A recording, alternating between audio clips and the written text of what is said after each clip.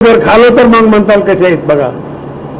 महिलांचं कौतुक कसं करावं, किती करावं. आपल्याला खूप मोठी देणगी आहे. ज्याच्या घरामधला कारभार महिलेच्या हातात आहे तो चांगला आहे. पण बोलत असताना आपण म्हणतो कार्य ह्याचं काय खरं आहे, ह्याच्या बायकोच्या हातात कारभार आहे. मोठेपणाने म्हणत नाही, उपरोधाने म्हणतो.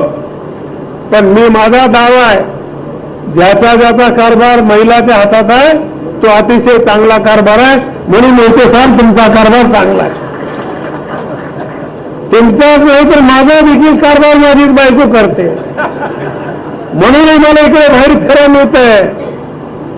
काय या महिलांचं कौतुक करावं. आज आमच्या पाश्चात्य देश संस्कृतीने आमच्यावर कब्जा केलाय.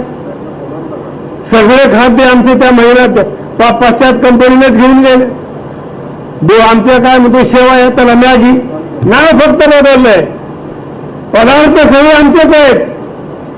पिस्ता अरे काय चालय. आमच्या घरच्या बोटिया खाला ते शेवया खावा, त्याला काही काटे लागत नाही, चमचे लागत नाही, हाताने खायचे.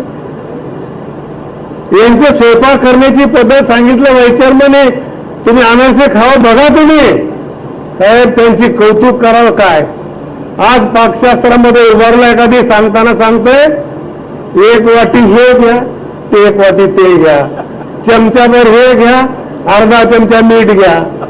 काय कौतुक करावं आमच्या बहिणींचं. खारवड्या पापड्या सांगितलं नाही. काय टेस्ट आहे, काय आंब्याच्या लोणच्याची टेस्ट आहे. अजून बाजारामध्ये येतं नकली लोणचं, त्याच्यापेक्षा आमच्या भगिनीच्या लोणच्याची टेस्ट वेगळी आहे.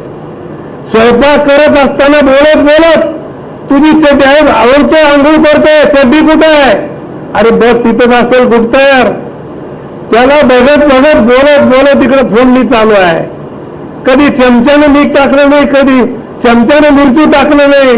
हातात येतं तेवढंच टाकलं, तेवढंच मीठ टाकलं आणि संसार चांगला केला. एवढं परफेक्ट अंदाज त्यांचा आहे. त्याच्यामुळे आज आपली भारतीय संस्कृती जगामध्ये श्रेष्ठ आहे. त्यांचा आदर करायला शिकलं पाहिजे, आईवडिलांचा आदर करायला शिकलं पाहिजे, त्यांना सोबतच घेऊन चाललं पाहिजे. आणि म्हणून मित्रांनो, या पुणे जिल्हा बँकेने खूप चांगल्या प्रकारचं काम केलं. शेतकऱ्याच्या जीवनामध्ये